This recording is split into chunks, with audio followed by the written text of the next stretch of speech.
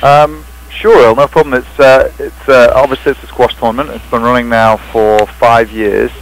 The early start of it was originally a bunch of squash players led by a person that actually used to live here on the island, coming over from New York, and just a social game of squash between two teams that's now sort of grown into a 6-division men's and ladies graded event to try and cope with the number of players that we have wanting to come for it. So it's developed and sort of grown over the years, still has the social side. It's a squash event that's predominantly amateurs, although there are some very high-level ex-pros in it. And it's run alongside the World Rugby Classic, so that we have that as a pool to bring in people from the US that want to come over, play some squash, and have a look at the Rugby Classic as well. Now, over the years, it's been very successful. Who are some of the top players you have taking part this year? Well, this year we've got 3 ladies draws, and in the A division we have our own national coach, Runa Retta, who's former world number 29, so she's top seed, and obviously very high standard player, former Canadian national champion. She's looking to win the ladies for the first time. The US players that are over, we have a Wendy Ansdell from Boston who's playing. She's number 2 seed. Christy Marek from New York, number 3 seed, and then a whole host of local players in there who range from national champion Laura Robinson to Denise Kime, who's obviously been national champion and is one of our top players over the last few years. So the ladies is very strong. There's a couple of other divisions, the B and C division, also full of local players, and New York, Boston and New England players in there as well, so it should be interesting. Very good sort of strength and depth, if you like. Should be lots of great games, some good competition for our local players to match up and see how they go against these internationals. On the men's side, we've got 3 divisions as well. The men's A, headed up by myself. There's me, Patrick Foster. I've won the national championships a few times. We've also got Nick Kime, who's former top 70 in the world ranked player. We've got Tommy Sherritt, we've got Stephen Smith, Anthony Fellows. We've got Devaria Thompson, 17-year-old superstar who won the Rubis tournament last month, so he's off the back of a big victory and looking to do well.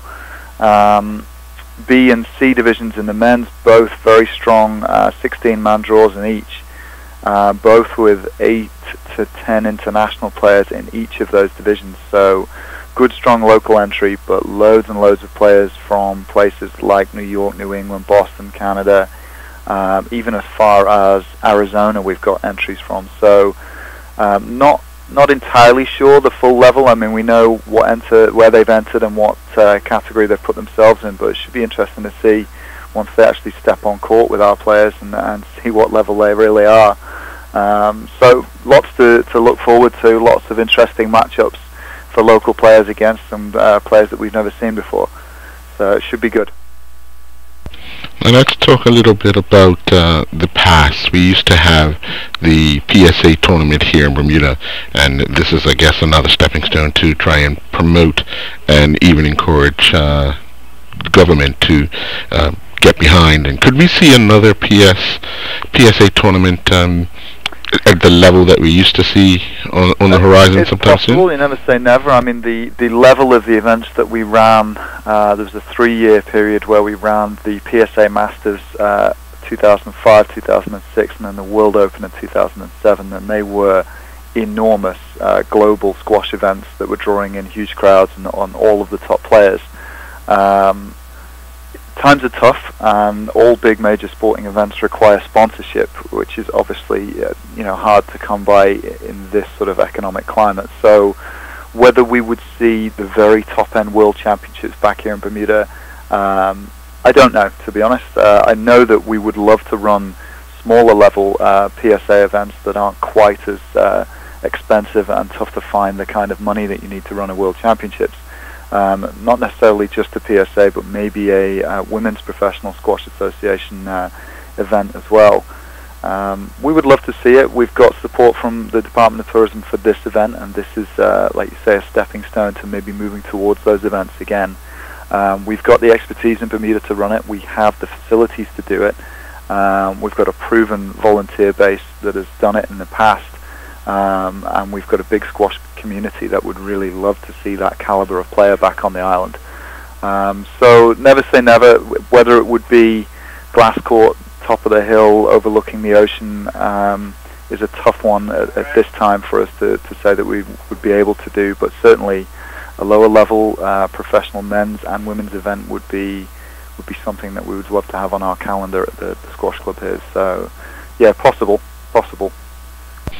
Now, final question. Micah Franklin is set to play this coming weekend. What sort of shape, or have you heard from him to find out how he's progressing? Yeah, we're in contact with him. He has his own website as well. It's constantly updated there, where he sort of feeds information in as to how he's training and how things are progressing. I was talking to him just recently about the possibility of coming back for different events, and he was saying his training's been going very well, no injuries, no problems, flying down to South America for events, and he's just looking forward to it. I mean, it's very tough. It's a tough profession. He's in a very strong field of players. You know, I think his ranking is between, I think it's in the 200s at the moment. He's done very well out of the blocks. He's now managed to get a couple of wins in different events, but the higher you get ranked, the bigger the tournaments you're in, and you're constantly playing higher level players. So it's going to be hard for him, although he's digging in and doing the best that he can. And we'll be looking forward to some good results from him. But as far as I hear, playing well, extremely fit, learning all the time. Still a young player, you know. I mean, he's up and left. He's now living and training in Toronto, supported by Digicel and those efforts to get him around the world and get him competing at the level that he needs to be playing at in order to improve.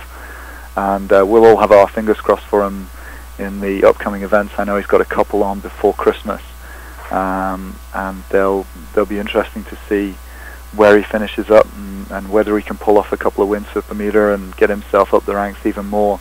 I know he's desperate to do as well as he possibly can. He's got a great attitude, very talented boy on court.